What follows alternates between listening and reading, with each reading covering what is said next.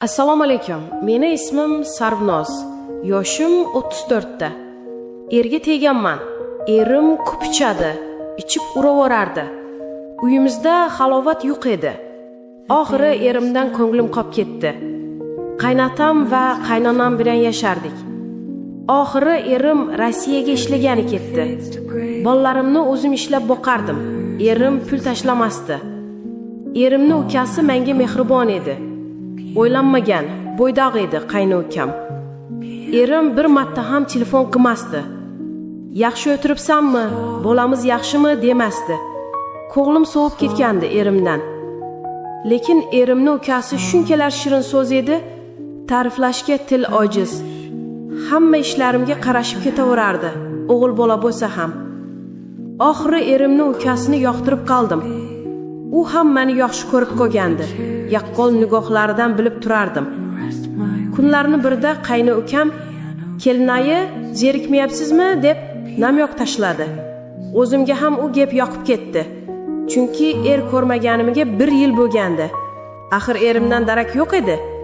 Qayni ukam "Keling kelinayi, siz bilan iliqlik qiramiz" deb nagli aytdi. Shokka tushdim. Biroz. Nima deganingiz bu, Dilshodbek? deb aytdim. Lekin o'zimga yoqib ketgandi uni iliqligi. Yo'q, kelinayi, shunchaki sizni yaxshi ko'rib qolganman. Ayta olmay yurgandim. Keling, yaqinlik qilamiz deb taklif berdi. U qanday bo'larkan dedim. Ko'rasiz, juda yaxshi bo'ladi. Sizga yoqadi deb yana namyoq tashladi. Kunlar o'tdi. Erim boshqasiga o'ylanib ketgani haqida eshitib qoldim. Qaynonam bilan qaynotam bir-biriga aytib o'tirgan joyida poylab eshitib oldim. Yig'lab yubordim. Axir menga xiyonat qildi deb sabr qildim. Oxiri bo'lmadi. Erimni ukasi bilan gaplashdim. Har kuni menga shashlik, somsalar olib kelardi. "Kelinoyi, sizga olib keldim. Ariqlab ketdingiz. Nima, biror o'ylovingiz bormi?" dedi. "Yo'q, Dilshodbek, hammasi yaxshi" dedim. Lekin bildirmadim. Asli ichimdan ezilib ketgandim. Erimni menga xiyonat qilgani uchun. Dilshodbek erimdan ko'p mehr berardi. Chunki qaynonamga o'xshagan edi. Erimni ukasi yaxshi bola edi. Qaynonam va qaynotam Jizzaxga zominga dam olgani ketishdi. 5 kunga uyda erimni ukasi bilan qoldik. Katta hovlida. Hovlini supuryoqtandim. Erimni ukasi orqamdan kelib quchoqladi. "Kelinoyi, menga 1 kunlik vaqtingizni baxshida eting. Sizni bedoringizga to'yib bo'lay. Chunki sizni yoqtirib qo'yganman" deb bo'ynimdan o'pdi. Men shokda edim.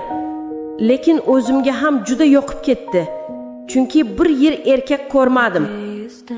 O'zimga ham yoqib qoldi. Erimni ukasi quchoqlab olib umuman qo'yib yubormadi. Hasan Husanchalarimdan eza boshladi. "Oh deya maza qilardim. O'zim ham yoqishib ketdim, quchoqlab.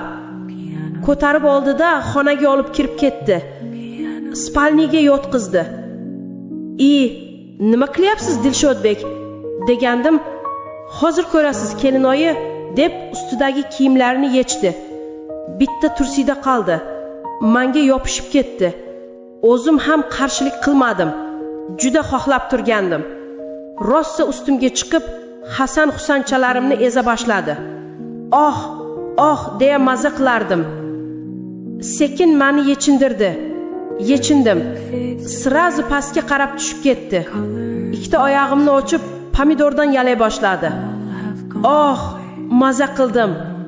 Lekin Dilshodbekning go'sht kaltaga qattiq turib ketdi. Sekin tiqa boshladi. 7-osmonga uchganimda tasavvur qildim. 2 soat tindirmay yotdik. Ichlarimga tashavordi. Shunchalar maza edi. Qayna ukam ham rohatlandi. Ishni bajarib bo'lib, yuvinib oldik. Kech tushdi. Ovqatlanib oldik. Yana kelib yopishib ketdi. Erim bilan meni yotoqxonamga kirdik. Yana ijodni boshladik. Eri xotinday yotdik, qayni ukam bilan. Hech bunday maza qilmagandim. erimdan ko'p mehrni shu qayna ukamdan oldim.